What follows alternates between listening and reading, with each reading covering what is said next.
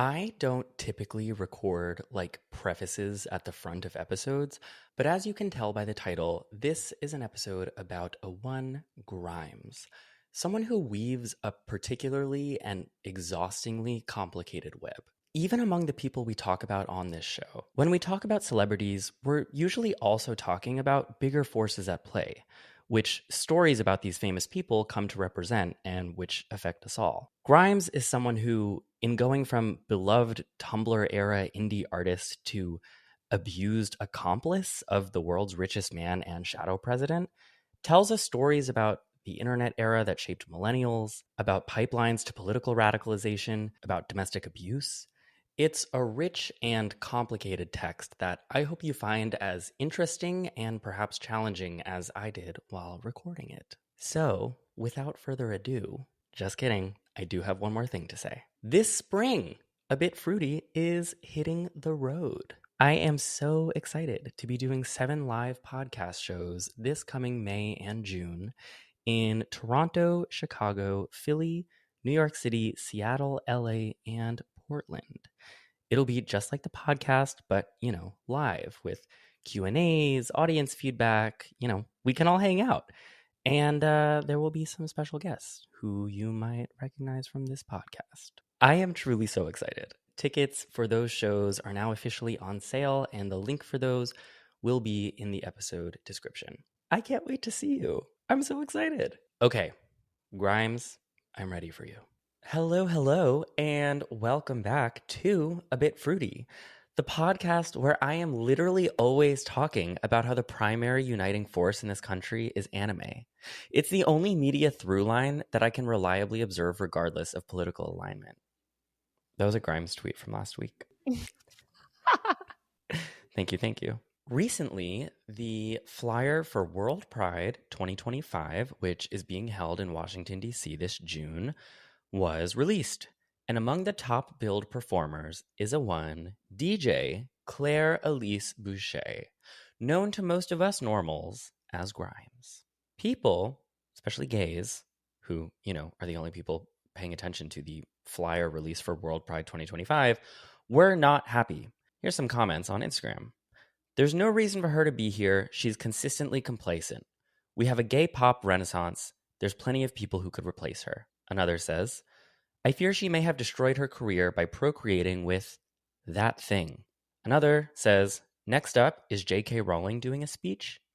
We have more gay pop acts than ever, and you chose someone who ignored a man's fascist ideologies for a doomed relationship and a child. Grimes is someone whose public image and art I have been personally purposely avoiding for years, as both have gone down the tubes in a pretty dramatic and dark way.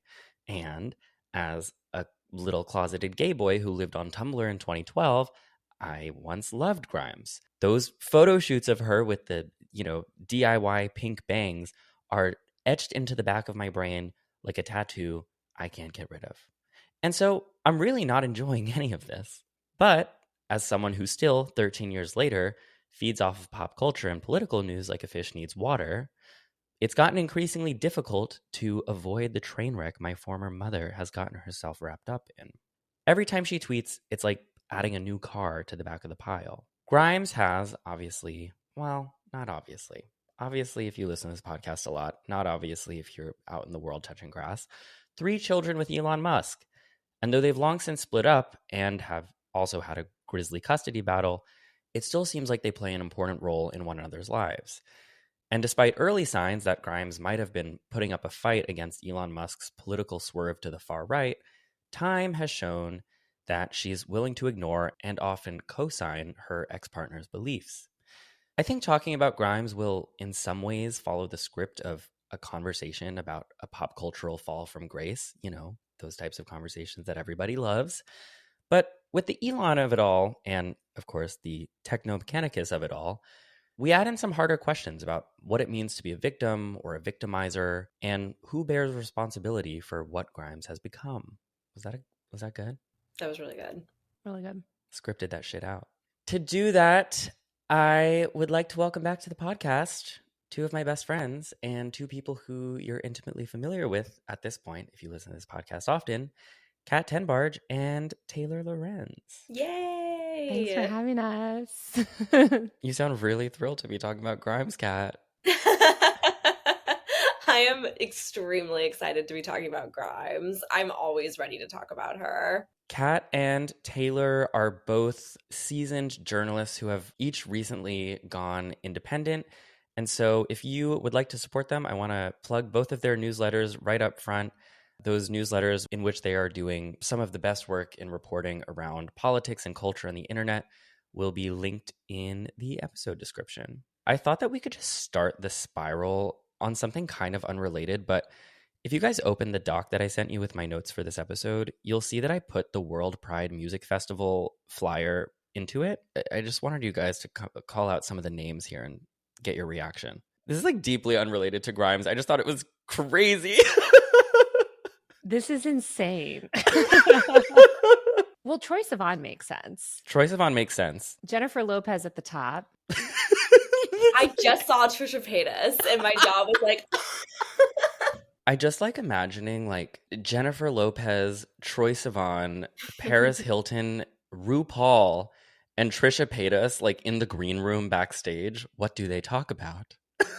I'm like, what is Trisha going to do on stage? I just want to locate like the one specific gay guy for whom all of this is perfect. Who booked it? The guy who booked it. It's me. I just think that it's funny that there's nothing about the poster that's LGBTQ looking. Like it looks like a trashy rave poster. I have news for you. You say it looks like a trashy rave poster. Have you been to a World Pride? Have fun, everyone. Before we really get into today's episode, Kat and I want to do something that we have done on this podcast once before, and yet so many people didn't listen. Kat, would you like to do the vocal fry disclaimer? Yes. So, as a disclaimer, we don't care if you don't like vocal fry. We don't care. We get these comments every time we do an episode together, which are people will say like, wish I could listen to this, but this vocal fry is unlistenable. We've talked about it multiple times now, and we always usually get really helpful comments. Like there was one on a former video where someone basically pointed out that like famous men will have vocal fry and no one will care, but if like women or like femme-coded people have vocal fry, then all of a sudden everyone's like, I just can't listen to this. So yeah, we don't care. We don't care. So before you leave that comment about how you love the content but you can't listen to the vocal fry, delete that comment and go outside. I have perfect speech. Is that all you have to contribute to that? Just let me do the talking. No, I don't. I think that's misogynistic. I think the vocal fry, I get that too, but not as much. Gotten comments when we've done episodes that have been like, it's the battle of the vocal fry. And in my head, I'm like twiddling my thumbs and I'm like, who will win? Before we get into the chronology of Grimes' life and who she was, who she is, who perhaps she's always been, how are you guys feeling going into this? Because Grimes has been, I would say, in the news, but really just kind of like on our social media timelines a lot lately, particularly as it pertains to Elon Musk. I feel like I think about Grimes a lot, and it's very surreal to me because I listened to her music a lot even before she was with Elon. And so as the relationship has progressed, it's just gotten more and more dystopian. And she's talked about more now than she ever has been in the past, and in like such a reasonably but overwhelmingly negative way. There's so much posted and said about Grimes, but a lot of it does not really get to the heart of what I think is the most important about this case and this relationship. And so I'm excited to talk about it because I mean, I find her fascinating and so emblematic of this bizarre pop culture political era that we are in right now. She's very of the times. She's sort of like a representation of so much, I think, that has gone wrong, unfortunately, in culture and just the manifestations of how the internet has warped people. I saw this tweet the other day from someone named George Severus, who wrote, Small minds discuss people. Average minds discuss events. Great minds discuss celebs. And that's what we're doing today. But celebrities are these sort of like, they're a way to talk about culture and they're sort of manifestations of culture. And especially in America, where celebrity is so intertwined with culture, like we have such a celebrity obsessed culture and the way we process culture is so much through celebrities. I think it's important to talk about. 100%. And Grimes is a rich text if ever there was one. So, Grimes was born in Vancouver, BC, to wealthy parents. Her dad was a banker who then switched to biotech, which anyone out there who really knows what biotech is, feel free to leave a comment. I can't wait to read them. But she and her younger brother were raised Roman Catholic. Her parents divorced when she was 11. Obviously, I'm like really speeding through the timeline of her early life. She ended up going to McGill University, where she was a freshman in 2006. And I put in the outline a few photos that were unearthed from her time at McGill. If you guys want to look, I love these photos. She looks like Claro, or like a little, I don't know, she looks like a little Amish boy. Like, it's very sweet. And I feel like this is very much so her brand. She looks like a creature who lives in the woods. Yes. You can see it's always been there. Grimes says that she was expelled from McGill in 2010 for missing, at that point, a year of classes. But while she was still at McGill, she began releasing music on MySpace. She formally released her first two albums, both in 2010, which were generally well received in some indie circles, and really had her breakthrough with fame with her 2012 album called Visions, which is most likely when, if you know who Grimes is, probably the first time you heard about her. Visions had the two songs Genesis and Oblivion on them, which were both critically acclaimed, put on all the year-end lists. Her sort of mythology around the album Visions was that she wrote the songs over a 9-day period where she says she did not eat or sleep and took a bunch of amphetamines. And that's just like, I've read enough Grimes interviews to have like accepted that story uncritically over time. But as I was drafting this outline for this episode, I Googled like how long you can survive without sleep or food. And like, I don't think she went 9 days. You can go 9 days without food. You can't go 9 days without sleep. I just bring that up to say, I think Grimes has always done some, self mythology. I think so. I think she's always been a troll, and I think she's always enjoyed the idea of like telling people things that aren't true about herself to like hide who she really is. And I feel like even back in the early days, you can see kind of some of the things that would have made her a good fit for someone like Elon, because I think he too enjoys like making things up and being like, I don't sleep at all. Like, I just work for days straight. And it's like, with Grimes, I will say, I think she's more talented. Like, Elon Musk could not make Visions. Grimes could pretend to run Tesla, but Elon Musk could not make Visions. So I do think that like she has produced more artistic work than he ever will or would ever be capable of. And I actually think that Grimes is like quite talented. A lot of times people just paint her with like a brush of like she's always been like this kind of loser figure. But I do think that back in this era, like she was making really good and interesting music. And I think that like you saw hints of what would later become who she became. But at this point, I think she was like had a very promising career in front of her. I love that we're like 0.5 minutes in and like we already have the Elon lashings. Thanks, Kat. It would be an overstatement to say that this album Visions at all broke her into like the pantheon of mainstream pop. But if you were gay or had no friends and lived on Tumblr during the early 2010s, you knew Grimes. I was gay and had no friends and lived on Tumblr in 2012. So I knew Grimes. This is, I feel like, where she enters all three of our lives. And so I don't know. I wanted to ask each of you, like, where you first encountered Grimes and what you remember about her from this era of her burgeoning career fame. Well, I was not gay on Tumblr. And that I would caveat what you just said, which is I think that that is very true for probably most people I, like Grimes, was in, although I don't know if she was living in, but I was living in Williamsburg at that time in the early 2010s. I moved to Williamsburg in 2009, Mm. the year that I blew up on Tumblr myself. I don't know if people know my origin story, but I got popular on Tumblr. Congrats, Queen. My millennial era.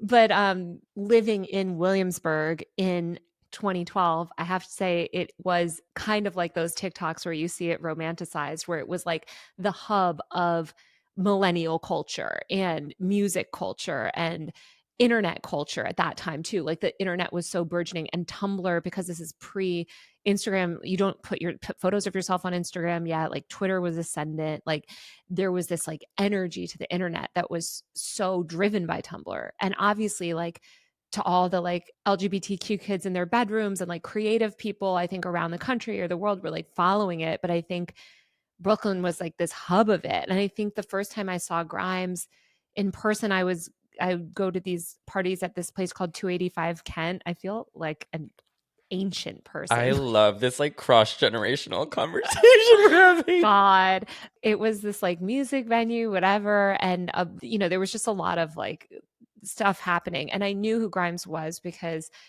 she also was popular on Tumblr and was sort of in this music scene. And I had friends that worked in music in that era. And so I just remember the first time I saw her was at some party at 285 Ken, and everyone like, holy shit. I think this must have been the year that Visions came out, like 2012 or 2013, Mm.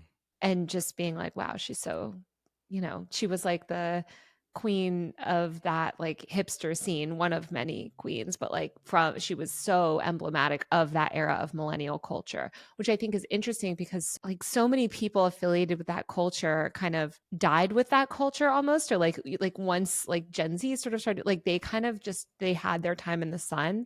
Yeah. She's really been able to evolve out of it.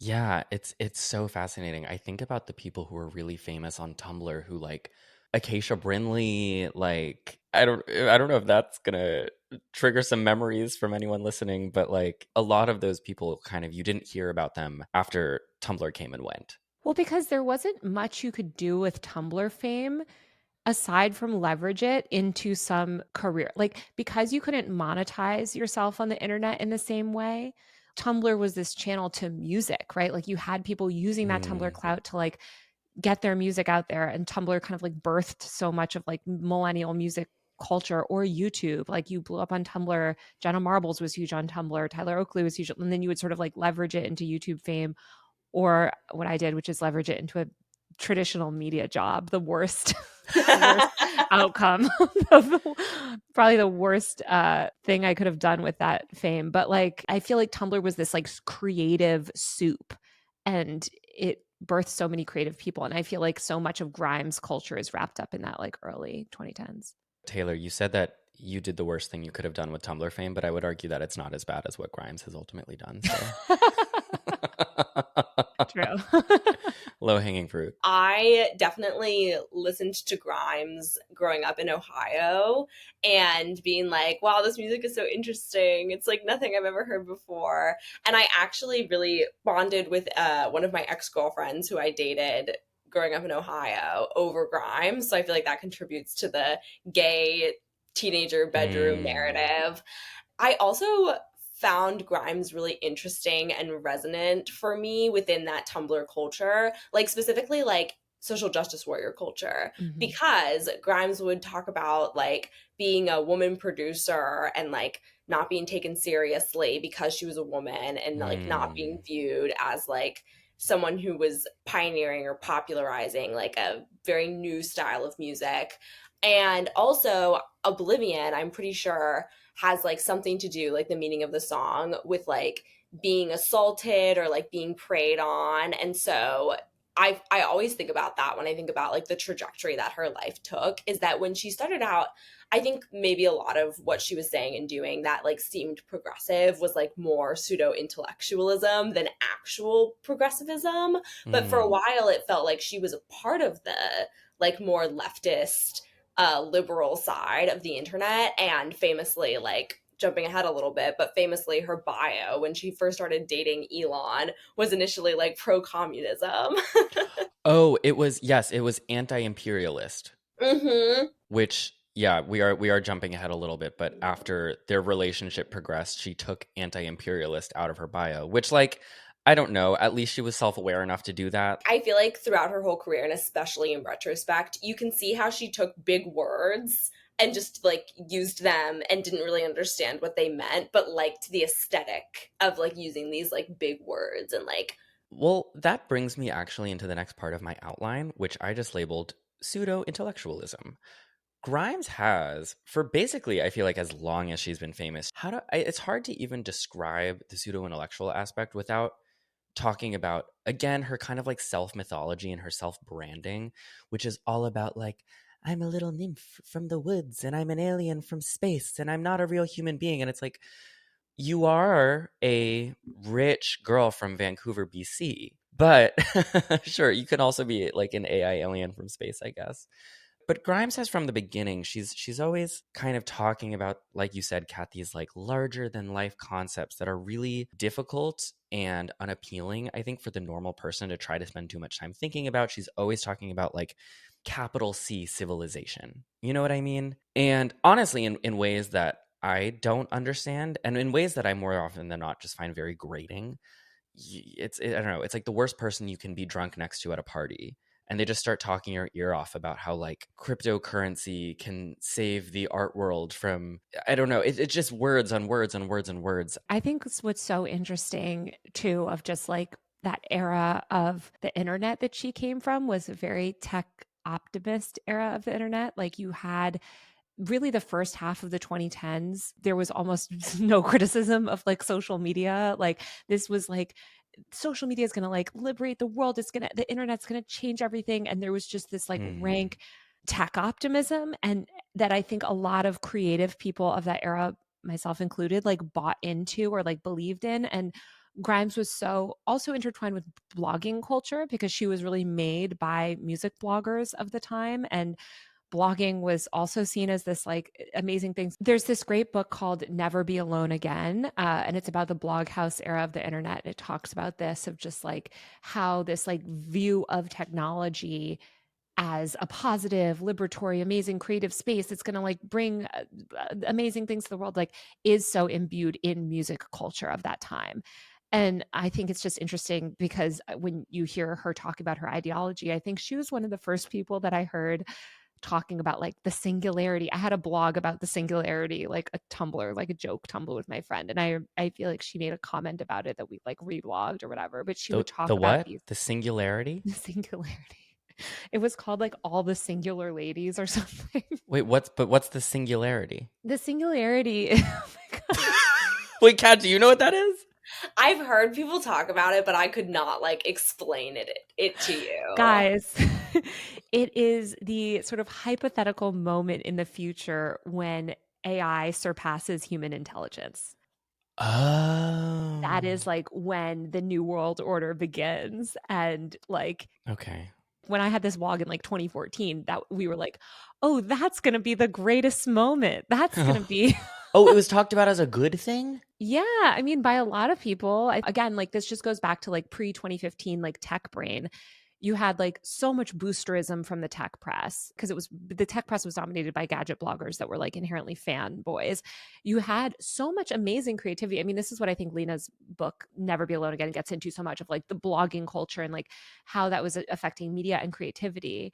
And so people were like, yes, I can't wait for like AI and it's going to do all these amazing things. And like, we didn't have any concept of what that would be, right? It was just like, there was just this like excitement about technology and excitement about the future. And Grimes was one of the first people that I remember, like a celebrity that I would be like, oh, she's talking about that stuff. When you look at Grimes's music, it intensified around when she started dating Elon, but she's been talking about how amazing it would be for AI to take over the world for a long She time. thinks it'll bring communism. Didn't she think it would bring communism? Yes, and like I totally agree with everything you said, Taylor, and I think it's such good context. And I feel like the way that Grimes makes music is wrapped up in like techno optimism because she talks about how like she didn't have any actual skill at music. She created all of her songs through like GarageBand and like technology of the time. It was very like, I'm gonna make a movie on my iPhone, like style, like making music. And in her Hmm. lyricism and in like her personal brand, she'll say things like, I'm getting experimental surgery on my eyes. Like she'll make things up and she'll troll. And I think that she purposefully does this because it's convenient for her if she says something that isn't actually smart. She just creates this aura of like, you'll never know, am I trolling or am I serious or do I really understand these things or is it all part of the bit? And I think that kind of helps her construct a like reasonable doubt around whether she's truly a pseudo intellectual or not. Because sometimes she'll do really blatant trolling where she's like, I'm putting AI in my brain today, like I'm going under the knife. And then other times she'll say things where she's like acting as if she's serious, but there's no real substance to what she's saying. I would like to take a quick break from the show to shout out Factor for making this episode possible. Listen, if you are all about trad living, if you watch Nara Smith wake up in the morning and spend 6 hours cooking a bowl of cereal from scratch and are like, I'm going to do that, this one might not be for you. But if, like me, you find yourself on the opposite end of that spectrum, where you love good food but rarely have time to prepare it yourself, Factor might be for you. Factor is a meal delivery service with chef-made gourmet meals that make eating well easy. The best part is they are ready to heat and eat in 2 minutes. There are a bunch of different Factor menus that you can try. Personally, I go for Protein Plus. I know, not so dainty, but I admittedly do love going to the gym, and I don't love eating unseasoned grilled chicken 7 days a week. Sorry. Some of the Factor meals that I've personally loved are the mushroom chicken with wild rice, the cavatappi with meatballs, and the smoothies. The smoothies are great. If you'd like to try Factor, you can get started at factormeals.com/fruity50off and use the code fruity50off to get 50% off your first box and free shipping. That's factormeals.com/fruity50off with the code fruity50off.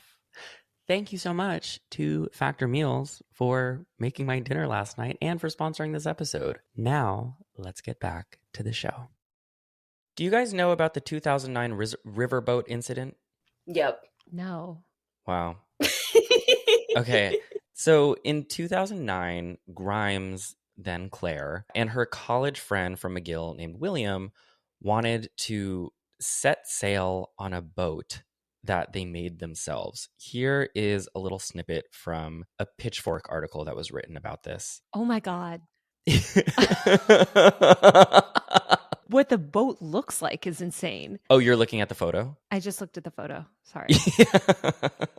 The couple traveled 25 hours from Montreal to Minnesota, where they spent a month constructing a 20-foot house raft on a friend's property with the intention of sailing it down the Mississippi River to New Orleans.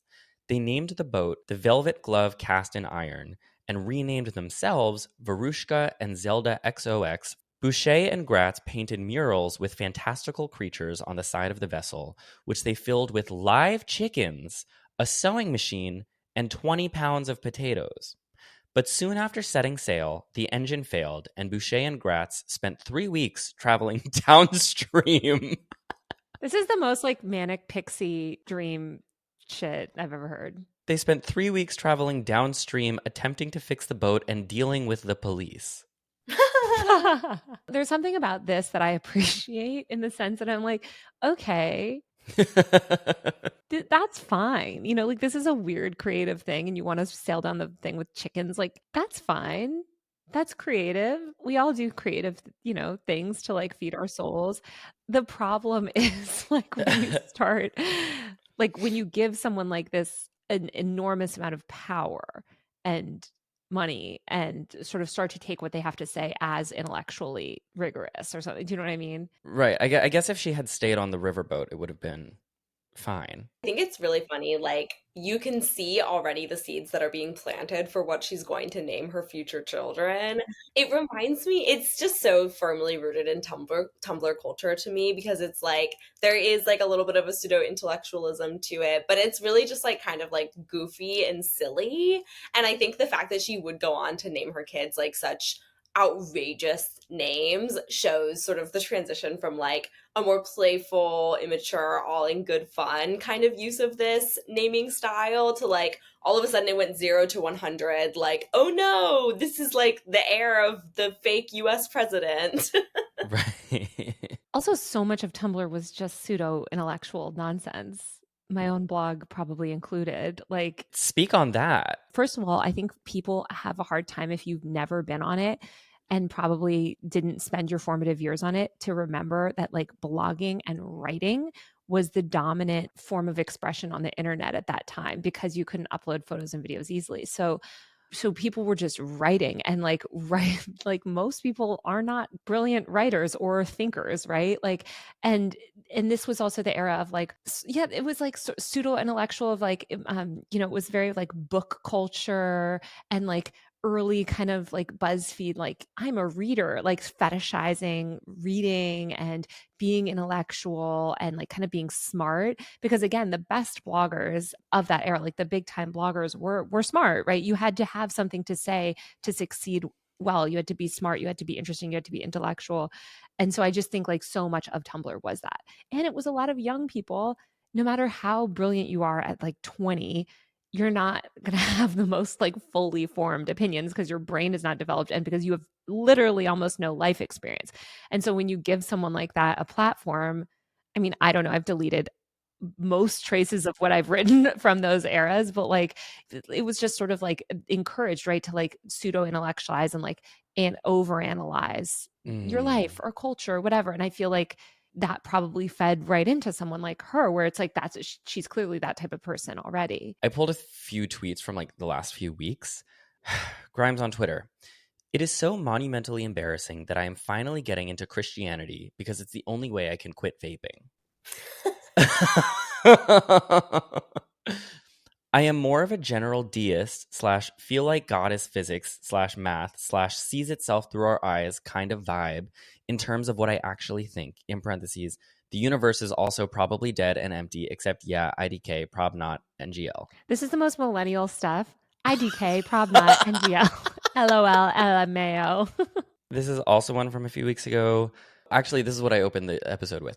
The primary uniting force in this country is anime, and it's the only media through line that I can reliably observe regardless of political alignment. It is also, I think, underrated as a later stage illustration revolution. I'd argue the Akira art is the Cold War Mona Lisa. This is like, you know, that tweet that's like, this must hit so hard if you're dumb. That's how I feel reading these. I'm like the what the hell, sure. What the hell, sure. What the hell, sure. I don't want to hate on her because I like these people. Like, I maybe it's just I am predisposed to like I think because like personally, like, and this is why I'm a journalist, like I love like thinking of weird like alternatives, or like I love listening to people like rant about their own weird theories about something. Like, if she was just doing this on Twitter and making her music, it would be totally fine. Like, who cares? Twitter is for posting dumb stuff. Twitter is for venting your weird thoughts. Like, I think what we've seen and like why it's relevant is how this sort of like when she came into an enormous amount of money and power and influence, and like suddenly like this person's sort of pseudo intellectual nonsense thoughts are now shaping potentially Musk's policies or beliefs or whatever. Like, she's given this political platform. I just feel like I have to defend her because these are the kind of people I love being next to at parties. When something I'm like, yes, girl, like tell me your crazy theories. I want to hear everything. Most of what I'm complaining about, like mostly I just find pseudo intellectualism annoying. It's not a crime, certainly, but I also think it's hard to talk about her pseudo intellectualism without highlighting, and this is kind of where what I had going on next in my outline, is like that being the thing that also kind of brought her and Elon Musk together. The king of pseudo he's like the final boss of pseudo intellectualism. I remember because I was at a particular high point of listening to Grimes all the time, re-listening to like the classics from the earlier era and also listening to some of her newer stuff when she popped out at the Met Gala with Elon Musk. And I remember that moment like so vividly and just being like, this isn't good. Like I even though Elon Musk and I think people forget that at the point when he and Grimes popped out together, it was like people were like power couple, like Mhm. people Mhm. loved him. They loved him. And I think I was even at the time as a Grimes fan kind of like I don't know about this, but it was really interesting to me the way that they allegedly like met is that Grimes had made a pun involving like Mhm. Rococo's basilisk and then Mhm. the art style or Rococo's basilisk or something, basilisk and then the art style Rococo. So she Mhm. made like a pun Rococo's basilisk and used it in a music video, which is very like I think it lends itself to what we've been talking about in terms of like there's something there that's like interesting and creative. And I think if it was disconnected from Elon Musk, I'd be like, how interesting! What a nice young lady. but instead but instead Elon Musk like also thought of this separately supposedly and googled it to see if anyone else had come up with this pun, and when he saw that Grimes had, he like DM'd her on Twitter. And at the time it was like meet cute, like the rest is history, and Mhm. unfortunately the rest is literally history. As are our rights. exactly. Oh, that's dark. The fact that Elon Musk continues to meet all of his women on Twitter or they work for him, Mhm. dark. Imagine what he would act like if he was just at like a bar. He would be so awkward. I don't think he can. I think that's why he has to slide into Twitter DMs because he cannot function IRL. And I think he saw Grimes and spotted her and kind of immediately picked up on like ways he could maybe manipulate her by Mhm. feeding into like the weirdness and being really congratulatory of it, even if it was like he did not ultimately respect her. And I think she was probably enthralled with him because here's this, like you said, his reputation at that point was still very high. People thought of him as this like Tony Stark type figure, this like brilliant tech guy, right? Like he's this like amazing person building the future. He was an environmentalist. People were selling that back then, right? This is somebody that values technology, somebody invested in this like new creative future. And yeah, I'm sure she saw so much in him. And I think, like you said, I think he probably saw a woman that's willing to flatter him and, feed his pseudo intellectual BS and his ego and ultimately sought to control her, which is what he seems to want to do to every woman he interacts with. I think in the beginning of their relationship, undoubtedly, she did not think of him as like this bigoted fascist individual. And we know this because, like, early on in their relationship, as he was very publicly radicalized, whether or not that's what he always believed, she seemed to think that that was not who he really was because of the famous, like, Mhm. hate is not in your heart, pick up the phone and Mm. give me a doll. And that was about the Kat, I love how you remember the typo in that tweet. It's seared into my This is how brain. online we are. In, I believe it was 2020, Elon Musk tweeted, "Pronouns suck." And this was kind of the first glimpse most of the world got into, like, oh, wait, is this guy like, does this guy like really have like a fixation on trans people? And that was when she responded, Elon, hate is not in your heart. Give me a doll. Give me a call. I love how you remembering, please give me a doll. And I do like I think we kind of just said this, but I just am like there's this perception that Grimes got with Elon Musk like because he's the horrible person he very publicly is today, and there's Mm. also a perception that like she knew exactly what she was getting into and she wanted a relationship with this man. And I think that that is like always bad rhetoric with abuse victims because it's like at the end of the day, even if someone made really bad choices in terms of like pursuing a relationship, I just think it's like bad to say that someone wanted like an abusive relationship. And I also think that like in the case of Grimes, going back to 2018, I definitely don't think that she had any idea of what was going to happen because I don't think most people did. I don't think that even Elon realized how he would be radicalized at that point. And I this is something that bothers me so much about Grimes discourse specifically on the internet. I just think that love is complicated and different people give each other different things. You know, because people will be like, well, how can you be in a relationship with somebody that you like politically disagree with? Or how can you be in a relationship with somebody that's like a bigot? As you mentioned, Kat, a lot of times these people don't start as bigots. If you knew they were a bigot, you wouldn't have gotten in that relationship, presumably. But sometimes you are with somebody and then you realize their beliefs have evolved, or, you know, there are even people that I care about deeply that were there for me during like really critical parts of my life that I will always like care about and value, that ultimately I realize they have like crazy and terrible opinions on things. And I think if you have a kid with someone too, like the sentiments change and everything. And I mean, this is why, and I hate too that so many women, because so many women and more progressive women too are stuck with more bigoted men. Like I feel like we hear about that a lot, at least rather than the other way around. And the woman is chastised, and the women, it's always like, how could you be with this monster? How could you do this? And it's like, you don't know what they're getting from that relationship. You don't know. And yes, it would be great to have a moral high ground and all this stuff, but it's just like life is so much more complicated and messy than that, and human beings are more complicated. And even though you're right, like he probably was never like a leftist like in any sense of the word. He's always been a union buster. Billionaires are inherently, I would say, pretty evil, but like I do think that he was a different person in 2018 than he is now. I think it's a hallmark of abusers to showcase very intentionally show one side of yourself at the beginning of a relationship. This is something that almost every abuser does because most abusers are very cognizant of what they are doing. And by the time Elon had met Grimes, he had already been with other women. And we have heard about various abusive dynamics within those relationships, including his first wife, Justine. She wrote about this, I think, for Marie Claire in like 2013 or like 2014.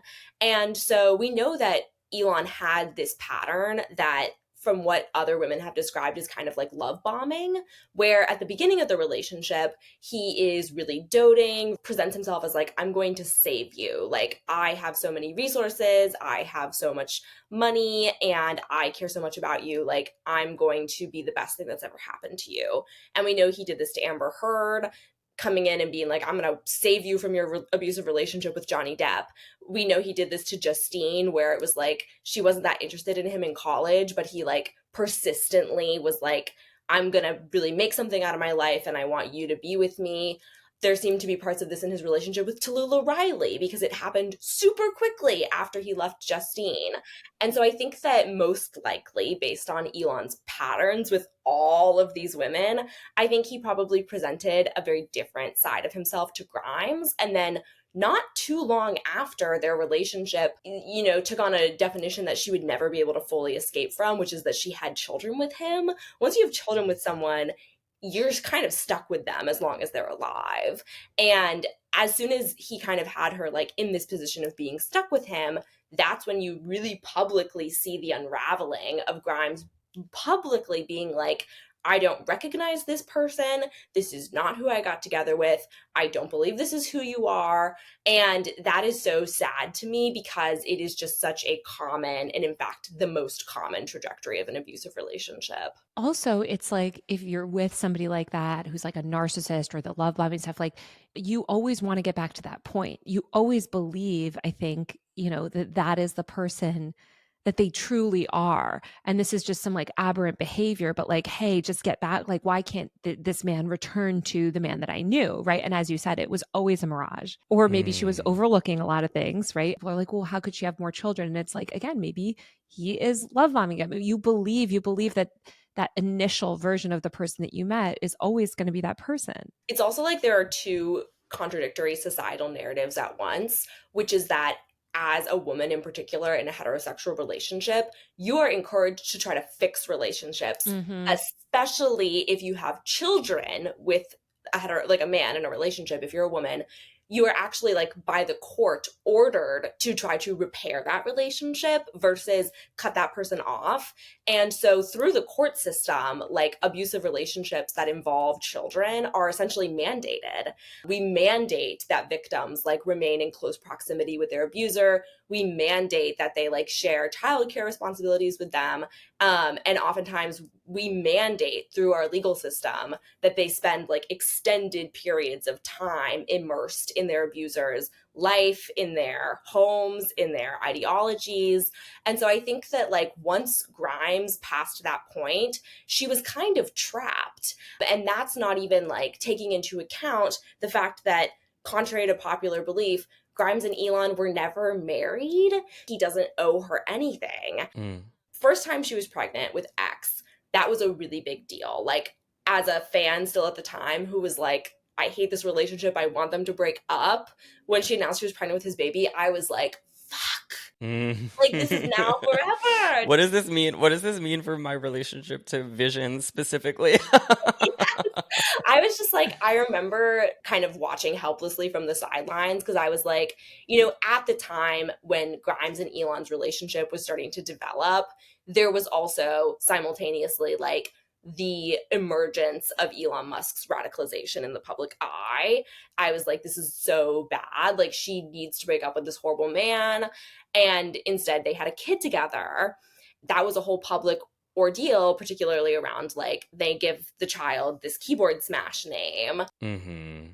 Then for the second and the third child, for whatever reason, and this is like a big red flag, they tried to hide them. They tried to like hide those pregnancies from the public. A reporter discovered that they had either the second or third child. They did an interview at Grimes's house and they heard the baby crying. And they're like, did you and Elon have another baby? And we now know that Elon does this with different women. He encourages them, as the relationship is clearly not equitable, as there are clearly signs of like abuse or coercion or whatever in the relationship. He's also like, let's have another baby. So he's done that to multiple women now, and he definitely did that to Grimes. Yeah, and we've been talking about them having an abusive dynamic, and I want to talk a little bit about the specifics of some of the things that she alleges. So, like you mentioned, they have these 3 kids. X, the next one is X the Dark Side Rail, the next one is Technomechanicus. I've riffed enough about the name thing, I feel like, online and on this podcast. I don't need to talk more about the names. I don't like the names. I don't like the situation they create for the children who have no agency in what they're called. I don't like the names. But shortly after their third child, Technomechanicus, is born, they split and enter into this custody battle. And Kat, you were reading some of the legal documents, as you love to do. Would you like to shed any light on what they revealed to you? Yes. So around this time, after Grimes had X, which is nothing to say of his full name, after Grimes had that kid, people in her fandom in particular were starting to get really worried, because this is around the time that you started to see tweets and stuff that suggested bad things were happening behind the scenes with Elon and Grimes. And the custody battle like kicked into effect because Grimes was trying to get a legal sort of parental arrangement, like acknowledging that Elon is the father of these 3 children so that she can have legal rights to them.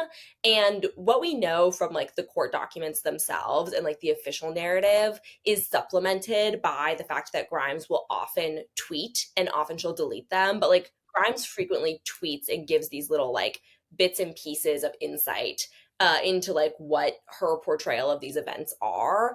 But after she starts trying to go through the courts to establish like parenthood, then they start disputing over whether the children live in California or Texas. And the custody battle is in Texas. So Grimes wanted to move it to California and said that the youngest 2 children were with her full time in California, and that the only child who was in Texas was X. And X is the one who Elon constantly is parading around in public, has him on his shoulders, has him in the White House. Like, from the time that he was a little boy, X has been like the very public child who Elon takes around with him. And it is super bizarre. And like Grimes has hinged kind of her argument around this, that it is like not what she wants as his mother, and it is like not consistent with the other children, the way that he parades X around specifically. And it's like he has children who are X's age with other women who he's not doing this with. It's like he picked this one kid. Hmm. And in the custody battle, Grimes is like, I haven't seen X for 5 months. I can't see my son. I don't want him to have this level of public visibility, but Elon won't comply with my wishes. And the custody battle is really, really ugly. A lot of it is sealed from public view, most of it is, but she reveals on Twitter, she says that like her modeling photos were used against her in the courtroom. Like she basically said that Elon used like probably tried to portray her as like sexually promiscuous, which is just like so gross, but such a common thing used against mothers in custody battles.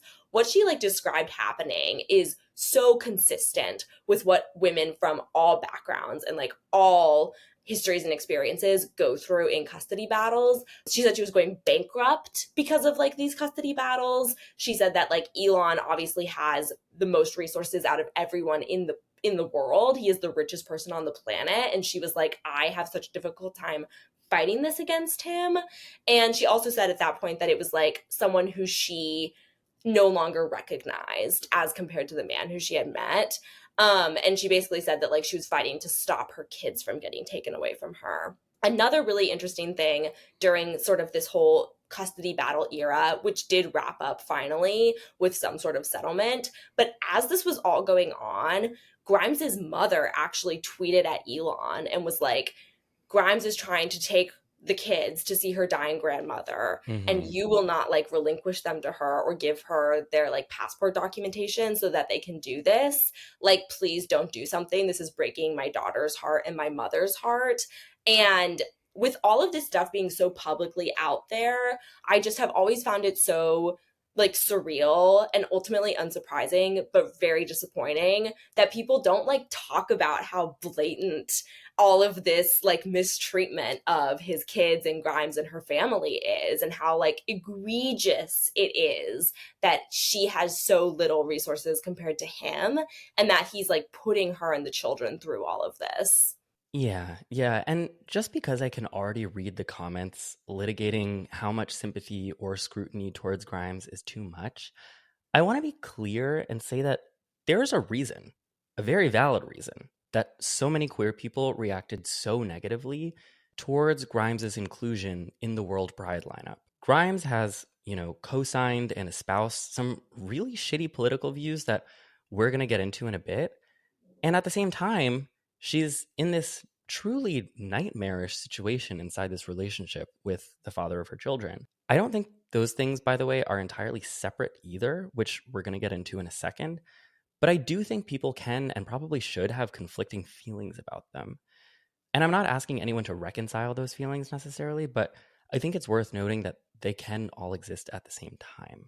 Yeah, and it just goes back to also I just have to say again too what I said before, which is that like you don't know what a relationship is like until you're in it. Women especially are taught to compartmentalize and to, as everything that Kat said earlier, it's like you're pressured, especially once you have a child, to be together and to fix it. And if that guy keeps giving you, which it sounds like he does, is like he's such a manipulator. He's giving these women, especially Grimes, like these like tastes of him as they once knew him when they met.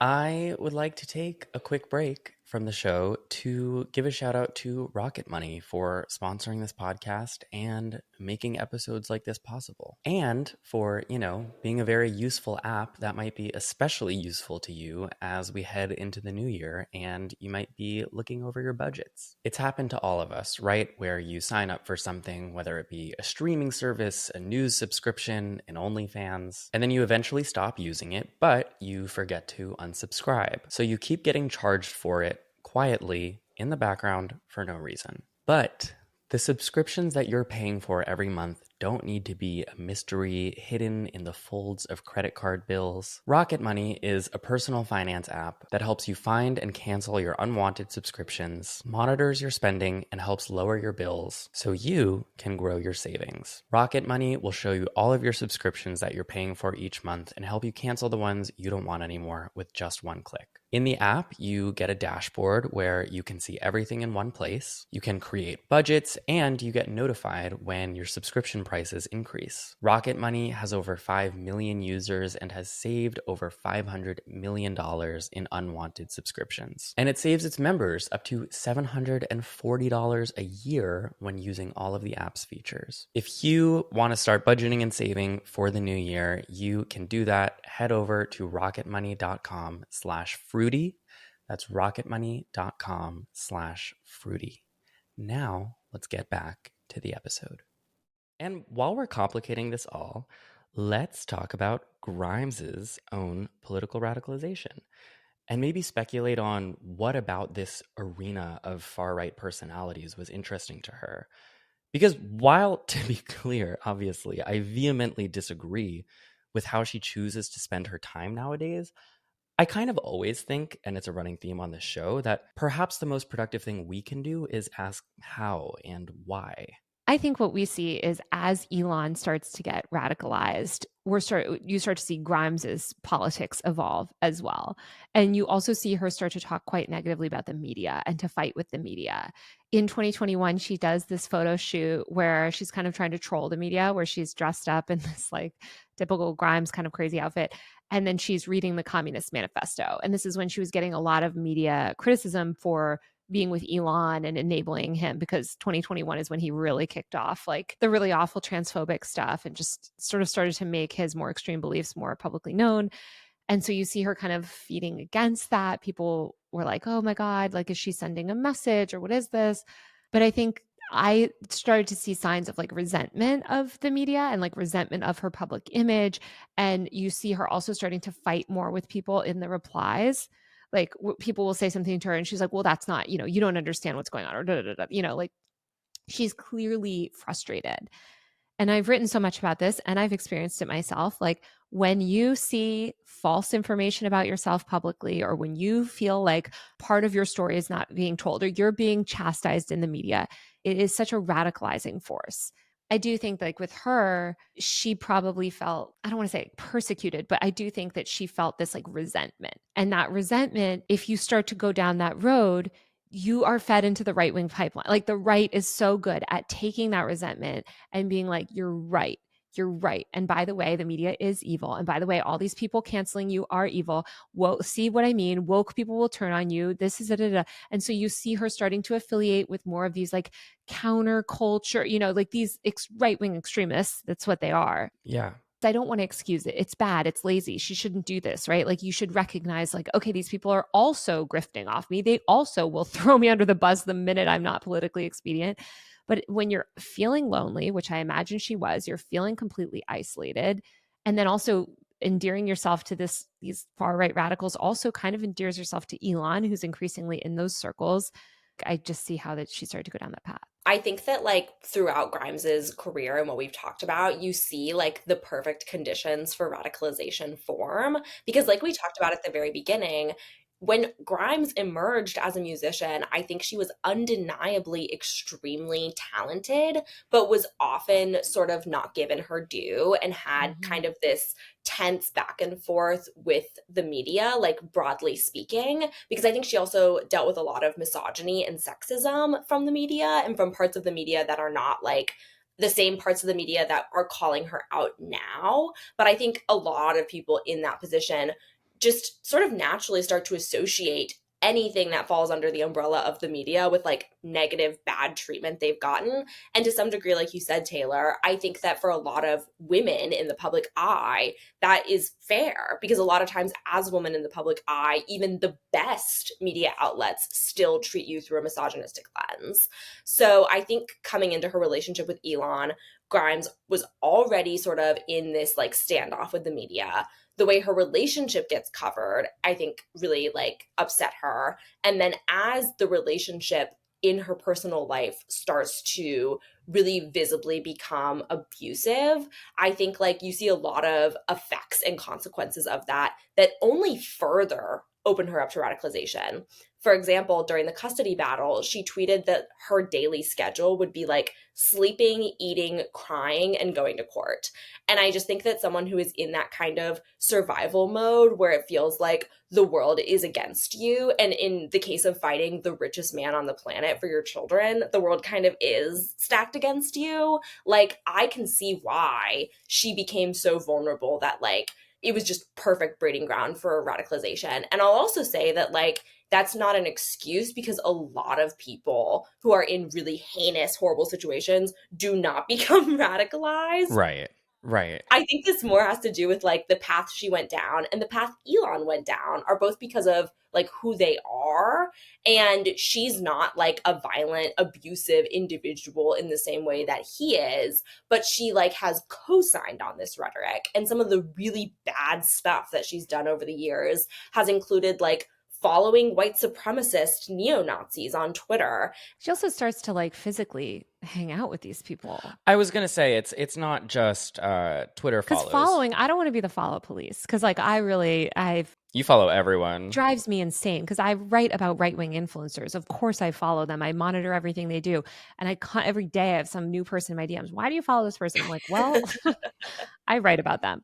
What's way more concerning to me, and I do think that you can deduce a certain amount of information about someone from the people that they follow, because that is the information. You can tell kind of their information diet. But she also starts to hang out with these people socially. Right, that's what I was going to mention. I mean, she's like there's write-ups about her friendship with Curtis Yarvin, who is this The avowed race scientist. white supremacist. Yeah, he's a eugenicist. On January 19th, the night before the inauguration, she was DJing a sort of like MAGA hangout party. She's on Twitter, all the time defending Elon.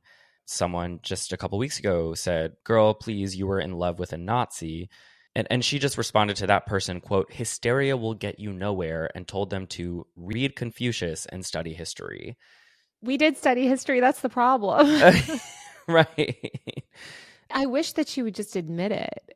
I wish that she would just acknowledge it. But I think she's into denial. And I think she feels resentment because, again, when you're in love with someone and you have kids with someone and then you see yourself being hated, like, I don't know, it's hard. We all want to defend ourselves online, and we all think of ourselves as like doing the right thing and the moral thing. And I just feel like she's gone down this path so far that it's, a tweet is not going to get her out of it.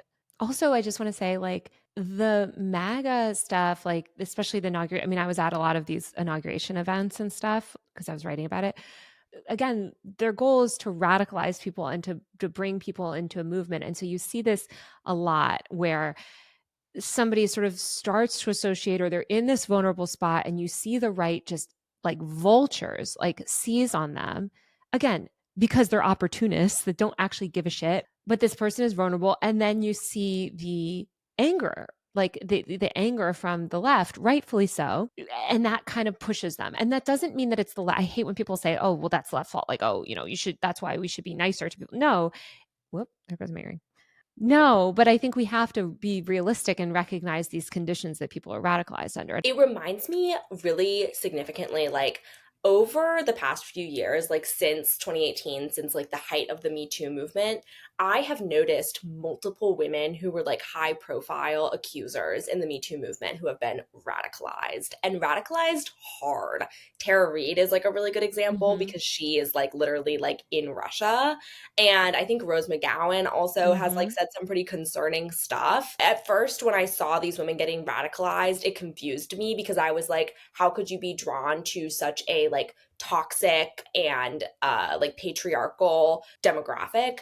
But I think what I eventually realized is that like what these women experienced when they came forward is they saw that same patriarchal misogyny from the left. And that is why they got pushed to the right, because unfortunately the reality is there is like no justice in any sense for women who go through these types of situations. Like, a lot of victims understand that it is not like a left or right thing. It's like, just because the left mistreats you doesn't mean the right's going to treat you any better. But a lot of victims do fall prey to this. Like, they are sort of vulnerable to this radicalization. And I've seen examples of this where it's like, I'm like, well, this guy who you now love is a victim blamer. And they're like, but not to me. Like, they're like, but this person showed me kindness and no one is showing me any kindness. And it's like, it's really sad to like see this happen. And I hate it. But it's like, it all comes back to the fact that I think, bottom line, like these men, Elon Musk and like his cronies, are manipulators. They're manipulators. And it's like, that's the like most important takeaway from this, is that he's now done this to so many women, Grimes and others, that it ceases to be about who these women are as individuals. And it's more so about just like, oh, it's the same pattern of abuse. And Elon Musk is abusing all of us now in his position. So it's like, it just is who he is to his core, and he'll do it to any woman he can. Again, in my own head, I find myself coming back to this point of what is the right amount of sympathy? What is the right amount of scrutiny? How do I hold these things at the same time? Because on one hand, right, and this is what people bring up a lot, Grimes will somewhat regularly go out of her way, especially on Twitter, to defend Elon.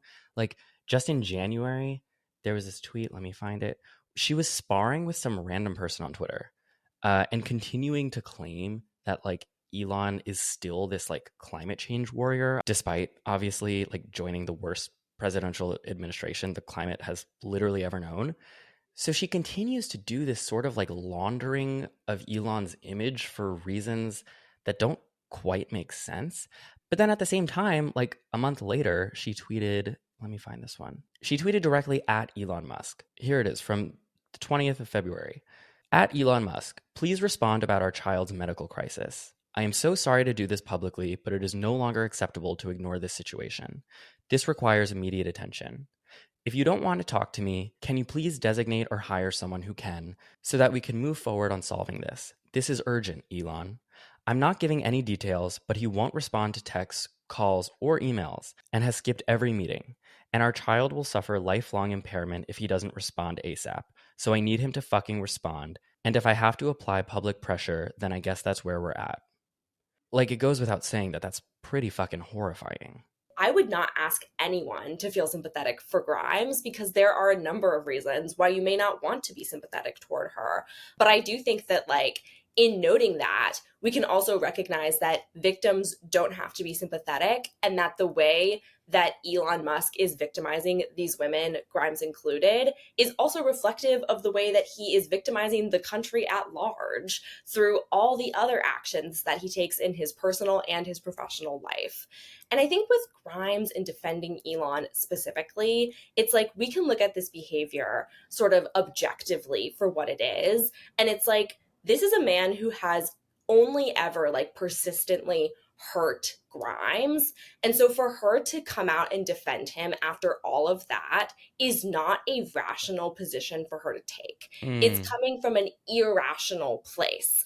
And so just because victims act, in some situations irrationally or in a way that is like consequential to others, we don't have to separate those things out from each other. They can exist at the same time. She can be coming from a place where she's reacting to an abusive relationship, and her statement on its own can have negative and harmful consequences. This is actually like a very frequent facet of like domestic violence cases, is that there are cascading consequences that affect everybody around the relationship. And so I think that is true of Grimes. And I also think that like if we just end the conversation at she's an irredeemable person and we don't feel bad for her, then we're not doing anything to challenge like the rhetoric that underlines Elon's ability to abuse all of these different women. I also think it's important to point out, because I referred to the behavior as like rational versus irrational. Some things appear irrational to us because we are not privy to what is going on in that relationship. So, for example, this is just a hypothetical, like sometimes within abusive relationships behind closed doors, the way that abusers treat their victims is they see how far they can push them and things that they can get them to say and do, sometimes publicly, to sort of like it's part of the process of coercive control.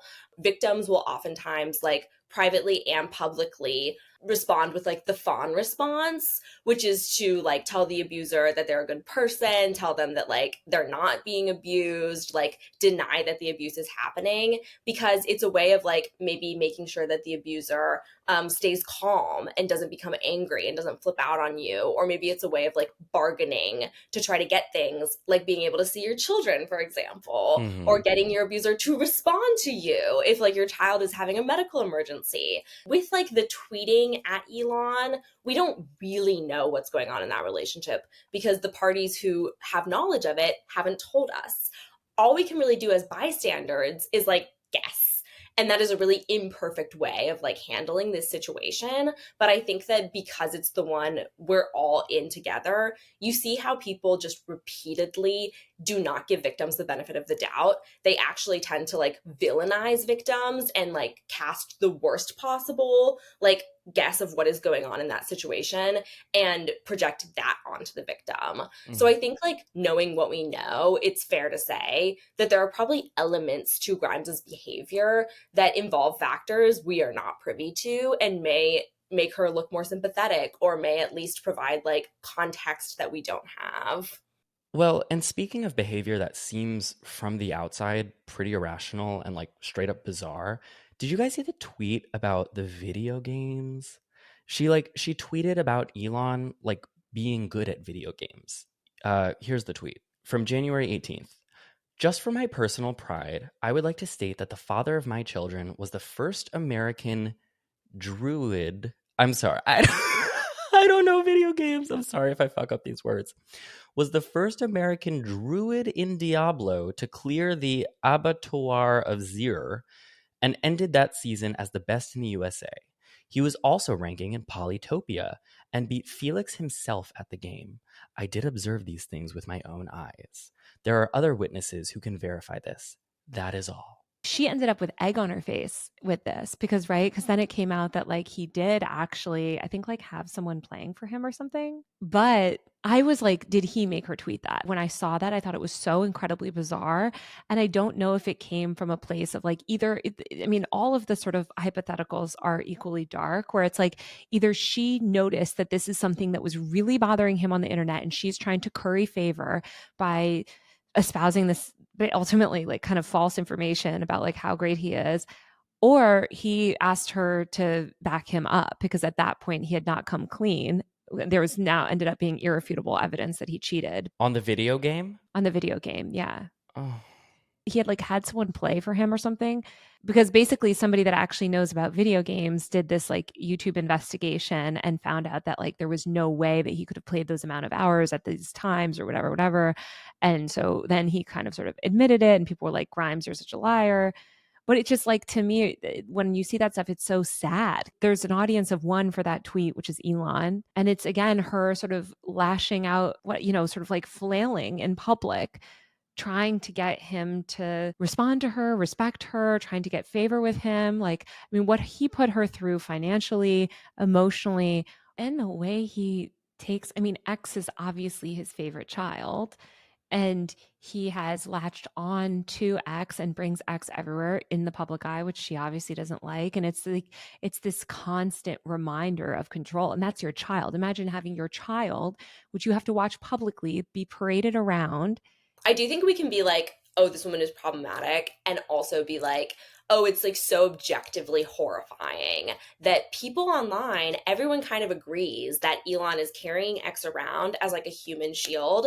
Imagine if that is your child, and not only do you have to see everyone basically say that like your kid is going to get assassinated, which is not an impossible thing to happen, but also like his father is not letting you even see him. Like it is so dystopian and horrifying. What Grimes is living through is a straight up horror movie. And what all of like Elon's baby, the women who have his children, what they're all living through is like a horror movie.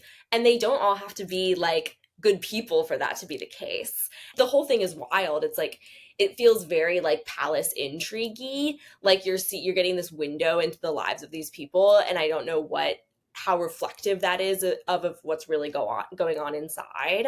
But it does remind me also the last thing I wanted to say, which is I don't know if you guys have seen that bread And it's like someone on Mm. Twitter was creating like a version of Elon and all the women who are mothers of his children and comparing them to like royal dynasty like tropes.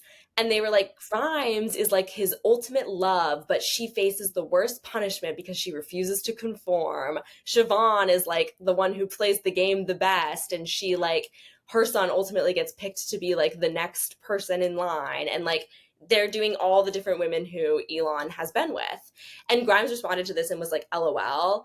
And I was just like, this is so sad. This is dystopian. It's like so reminiscent of historical fiction and how like kings have wives and concubines and all of this historical stuff. And I'm like, this isn't okay that this is happening. And we shouldn't be like glorifying it or like treating it as it's just like palace intrigue about rich, weird people. Like it's kind of like it's like an act of gender violence that's like happening in front of us involving the richest and most influential people in the world. I think that ultimately the biggest story here is not really like whether or not Grimes is a person who is redeemable, but rather that Elon Musk is a person who is currently unaccountable. Mm. And I think that what is like so often lost is that to consistently oppose abusers and to consistently support victims, that involves cases that are morally gray. And I think that like it actually more frequently comes off morally gray than it comes off nice and easy because the victim is like so great and easy to support and the abuser is so easy to hold accountable. Like I think with these cases, they're so frequently framed as like the outliers because of how rich and famous and celebrity the people involved are. And while I don't want to discount the role that like privilege and other like all these different forms of privilege carry in this situation, one consistent theme throughout this episode has been like what Grimes is experiencing, it's the same playbook, it's the same pattern as any abusive relationship. Love bombing, like hiding who you really are, turning into a different person, the way that the courts and custody system have been weaponized against her. These are things that every victim faces. And so it's never about like the individual victim and their strengths and weaknesses, but rather it's about what abuse is and what we can do about it. And what we can do about it is we can like acknowledge it because Mm. you can walk away and be like, I still hate her. I hate everything about her. She's the worst person in the world. As long as you are still like, but he is abusing her, that's a still positive step in the right direction because we can't do anything about like victimhood and abuse if we can't even agree on a common definition of what victimhood and abuse are. Ay, ay, ay. What a ride. What a ride. Grimes, the web that you weave. The web that you've been weaving since you sunk your alien claws in me 13 years and 2 months ago when I first heard Oblivion. I certainly could not have predicted then that we'd all end up here now. And you know, sometimes when I shut my eyes, I'm 15 again. In the closet, in my childhood bedroom, reblogging photos of you with some good old DIY bangs. Take me back. Taylor and Kat, thank you so, so much for being here today. Thank you for having us. I'm so glad we got to talk about this. And thank you. I don't know, maybe all of my episodes are this like roller coastery, but this maybe it's because of my personal relationship to Grimes. To be clear, a parasocial one, but one that I've been fostering for over a decade. Maybe this just felt so heavy, and you know, I think objectively it is. So thank you for making it this far. If you have, thanks for listening to this podcast. Once again, if you would like to experience the podcast live, experience our conversations live, and are in a city where we're doing a show, please come through. I'm so excited. Take care of yourself, please, so we can all see each other through the other side of this madness when it's over, and it will be. I love you, and until next time, stay fruity.